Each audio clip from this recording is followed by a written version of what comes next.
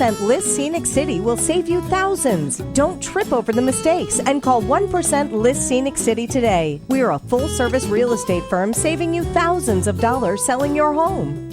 Okay, we're enjoying kind of the dry season that the fall months can bring, but before you know it, those winter rains are going to be here. And if you have a crawl space at your house, chances are you're wondering, is there a problem or am I good to go? So Todd Cooper is back on the show this morning with Structural Solutions, and he's going to kind of give us a lesson this morning. So good to see you. It's good to see you. I have lived in both types of houses. I had a 1940 cottage that had a walk-down basement, part basement, part crawl space.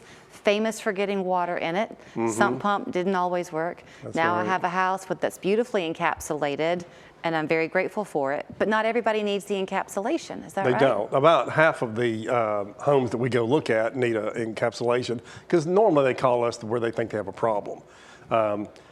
We only do what they need done. So if we go to a house and there's no moisture in the crawl space, there's no water, you know, we may say, hey, you may need more ground cover and then more ventilation to get ventilation, but you don't need an encapsulation. I mean, I looked at two last week that neither one of them needed encapsulation. You have had this conversation with me on air and off air. You're very passionate about that fact that when y'all go out to people's homes, you don't want to just sell them something walking in. You want to make sure you're looking at what they actually need before you make that recommendation. Yes. Our salespeople do not have checklists they're trying to sell you, and they get a bonus if they sell you each thing. We only do what you need. I've been in business 40 years, and that's what we've always done, and we're very busy because we're very honest with people. All right, so here's our chart number one. How do you know if you need that encapsulation or if there's even a problem with your crawl space? Well, if you don't have a home inspector come in on a purchase or something telling you, hey, you need someone to look at it, you can always look at the warning signs, cracks in the interior walls, around the doors and windows. You'll see like on the corner where it'll go at an angle away, showing something settling. Sinking floors, if your floors start getting unlevel or soft.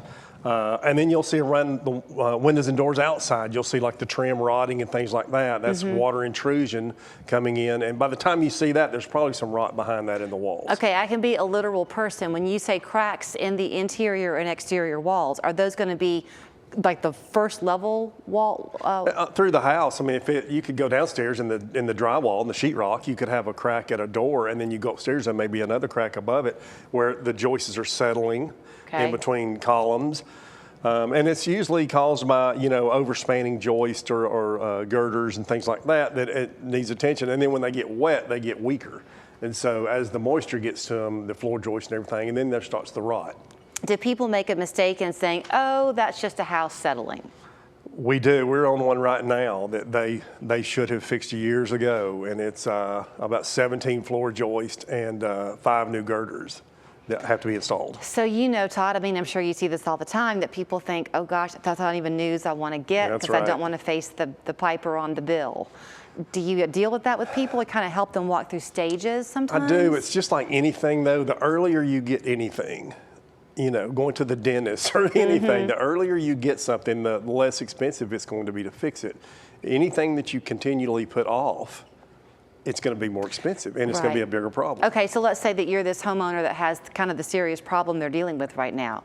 Who knows what else is going on in their life? So if it's possible for you to say, let's address this wing of it first, yes, you can do that. The most important thing we're going to hit first. Okay. And say we can wait on these things, but first thing we need to get dried up.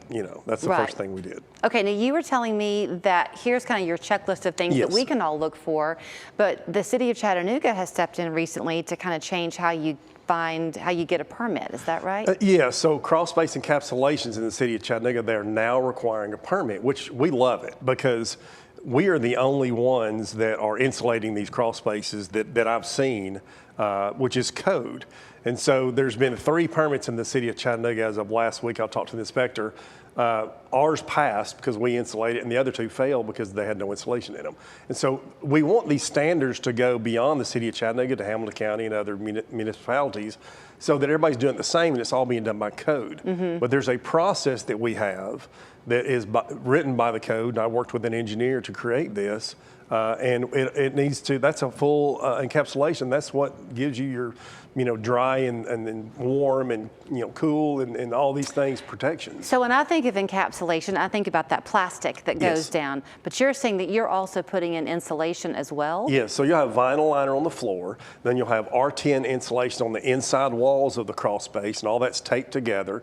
And then you have a sealer around the top of the wall that's aluminum termination bar that is connected, and that seals it to the wall. And then you have a dehumidifier that keeps it below 60% humidity all the time. So if you have not done those steps and then you go to sell your house down the road, it won't have met code. They'll say, hey, you have no insulation in your crawl space. Wow. Okay. Now there was something else that you wanted us to touch on, and that was what you have to get that licensing. Yeah, so now we have to have a license to do a crawl space in the city of Chattanooga because it's over $3,000 most of the crawl space. So you can have a remodeler's license is $3,000 to $25,000, and then over $25,000 you have to have a general contracting license.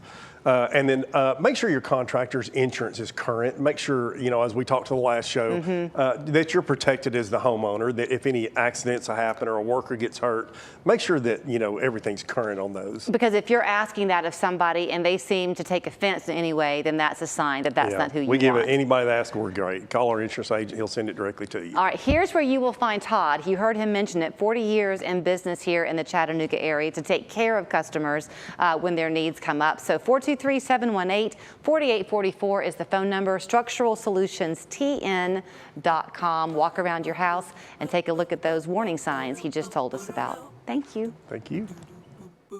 From the big picture on your national weather to what's happening in your neck of the woods. The local experience of the Storm Alert Team means accurate forecast for where you live. So you're always prepared for whatever comes your way. That's every morning here on Local 3 News Today. My knees had gotten so bad that, golf was out of the question. I couldn't play. It just too much pain. And it was also really starting to affect my ability to be a college coach. I was told that I was going to need a total knee replacement. And then I ran into a good friend of mine who told me about the partial knees and Dr. Reddish and wanted me to go see him, and the procedure was great. They didn't cut into any muscle. My ACLs are still in